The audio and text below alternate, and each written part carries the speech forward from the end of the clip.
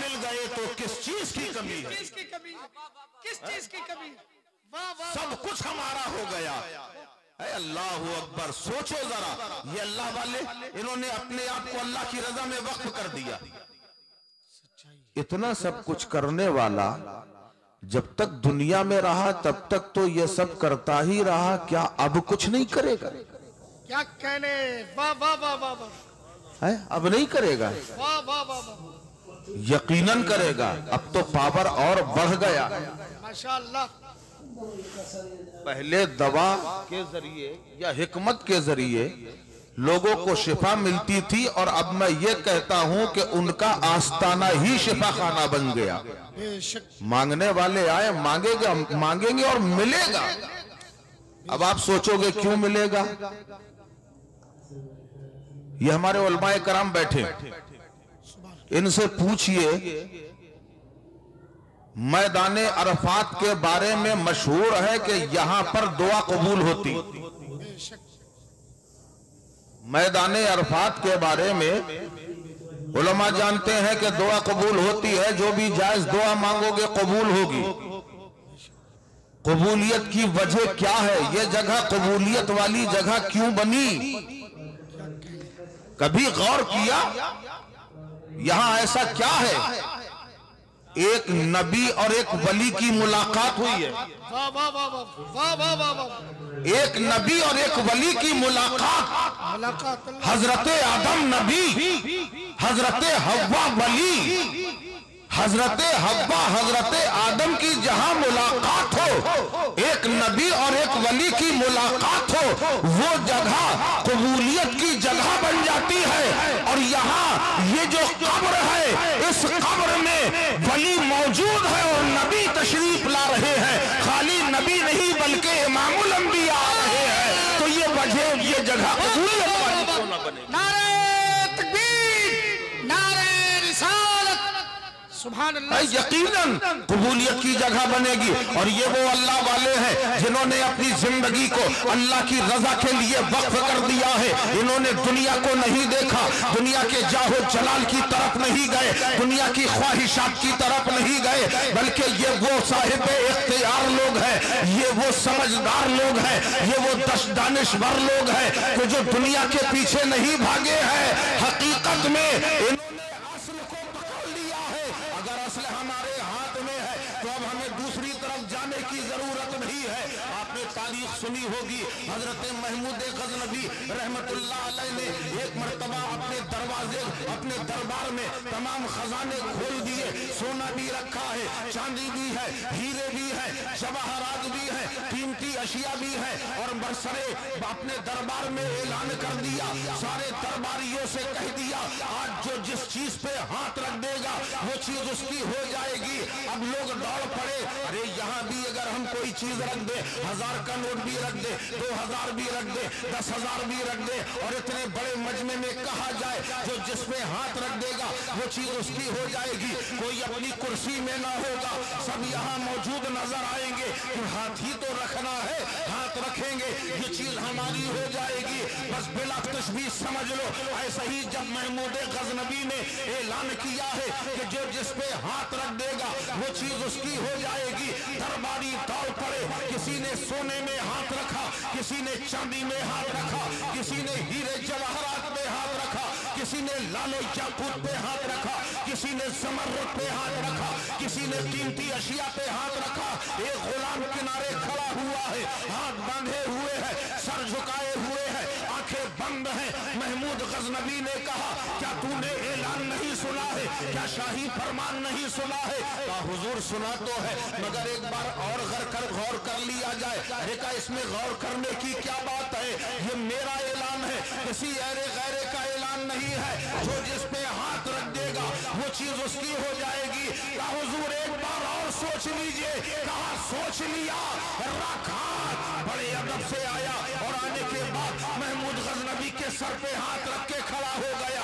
بادشاہ کے تیور بدل گئے, مڑ کر دیکھا, ہوش کی دوا کر, سوچ سمجھ کے فیصلہ کر, یہ کیا کر رہا ہے؟ کہا हुजूर बहुत सोच के फैसला किया है, बहुत देर से सोच रहा था कि सोने पे हाथ रखूंगा चांदी चली जाएगी, चांदी पे हाथ रखूंगा हीरे चले जाएंगे, हीरे पे हाथ रखूंगा जमर्रुद चले जाएंगे, जमर्रुद पे हाथ रखूंगा कीमती अशिया पे अशिया चले जाएंगे। तो मैंने सोचा क्यों ना आपके सर पे हाथ रख दिया जाए, अगर आप हमारे हो गए ये सारे खजाने हमारे हो जाएंगे।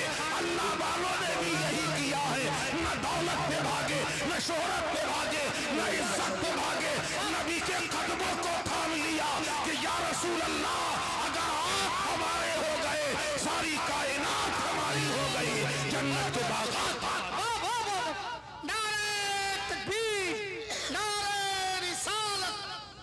माशाअल्लाह माशाअल्लाह।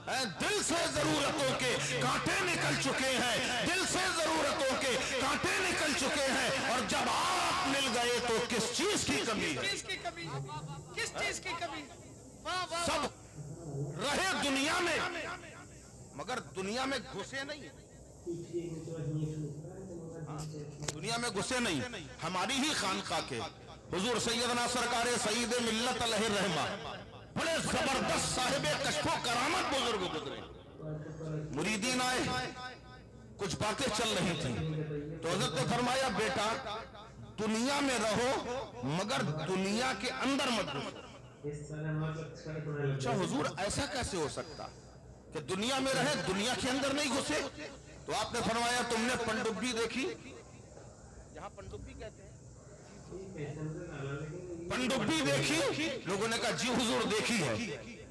कब वो तालाब में तैरती है, नदी में तैरती है, अपनी ग़िज़ा के लिए, रिस्क हासिल करने के लिए एक एक घंटा पानी के अंदर रहती है, ग़िज़ा हासिल करती रहती है, और जब बाहर निकलती है तो उसमें पानी का असर नहीं होता, एक कतरा भी नहीं रहता। इसी तरह जिंदगी गुजारो कि दुनिया में रहो जरूर मगर दुनिया का असर तुम पे गालिब न होने पाए बल्कि अल्लाह की इबादत का।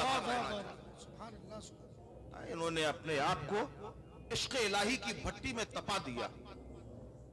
तो ये आज बज़ाहिर हमें लग रहा है कि कब्र में चले, मगर ये अपनी कब्रों में भी जिंदा है, कब्रों में भी जिंदा है।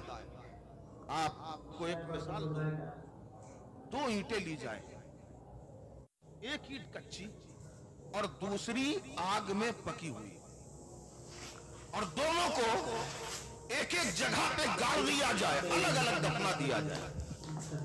2 महीने के बाद आपसे कहें कि जाइए जरा ईंट निकाल के लाइए, ईंट मिलेगी कि नहीं? बोलिए भाई, मिलेगी? एक के दोनों, एक मिलेगी। जो कच्ची है वो मट्टी में मिल जाएगी, और जो पक्की है वो मट्टी में वैसे ही रहेगी, कोई फर्क नहीं रहेगा।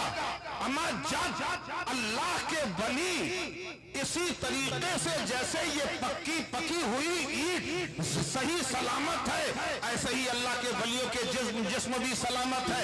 और मैं ऐसे ही नहीं कह रहा बल्कि दमिश्क की सरजमीन है, हजरत ताहिर रहमतुल्लाह अलैह एक बड़े जबरदस्त वली कामिल गुजरे हैं। 800 साल पहले की बात है। हजरत ताहिर कुर्दी रहमतुल्लाह अलैह की तारीख बताती है कि लोग आपकी बारगाह में आए और एक मसला लेके आए, हजरत को सवालात करना है।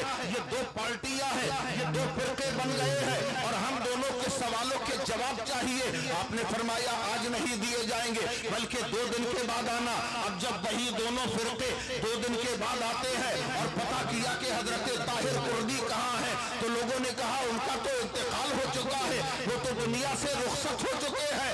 अब मसार में जाते हैं और वहां जाकर ये सब के सब कहते हैं हुजूर हम तो आपकी बारगाह में इसलिए आए थे कि हमारे मुताल्लिक सही फैसला कर दे, हमारी सही बात बता दे कि सही क्या है और गलत क्या है।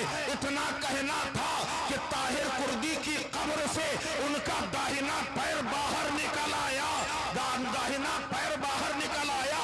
इतना देखकर दोनों कहने लगे कि यकीनन हम जो फैसला कराने आए थे हम तो नबी की बात कर रहे थे कि नबी कब्र में जिंदा है या कि नहीं, हम ये पूछने आए थे जब वली जिंदा है तो नबी भी जिंदा है।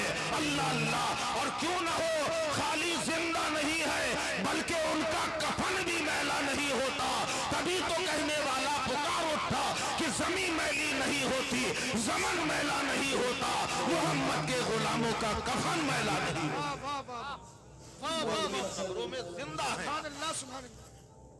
जैसे ये मट्टी की ईंट है, यही हाल इनका। इन्होंने अपने आप को इबादत और रियाजत में ऐसा सर्फ कर दिया है कि आप यकीन जानिए कि जब तक दुनिया में रहते तब तक तो इबादत इलाही में मसरूफ रहते अल्लाह और उसके रसूल के जिक्र में, और जब दुनिया से चले जाते हैं अब वहां कुछ पढ़ने पढ़ाने का तो है नहीं, कुछ पढ़ता है आदमी?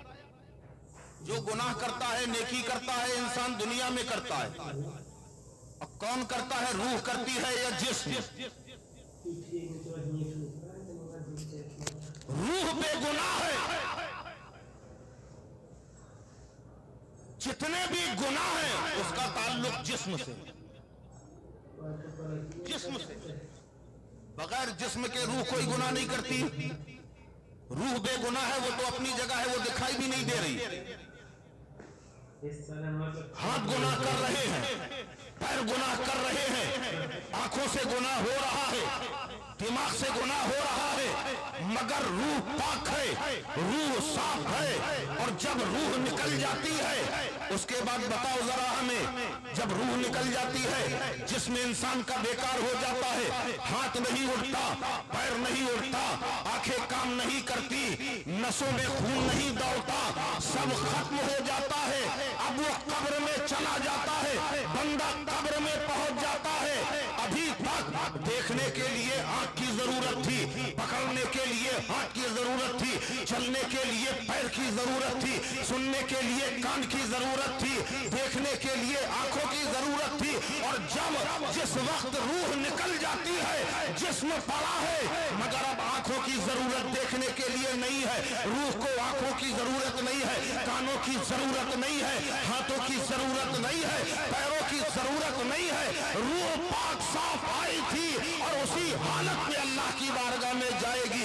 जिस्म दागदार हो रहा है, मगर अल्लाह वाले वो है कि अपने आप को इबादत और रियाजत में ऐसा मसरूफ कर लेते हैं कि जब तक दुनिया में रहते हैं तब तक इबादत इलाही में मसरूफ रहते हैं, और जब दुनिया से रुखसत हो जाते हैं तो कब्र में इबादत नहीं करते मगर सुन सुन के सवाब हासिल करते रहते हैं।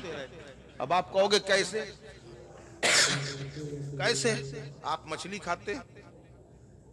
बोलिए। अरे इतना सिंपल सा सवाल है भाई।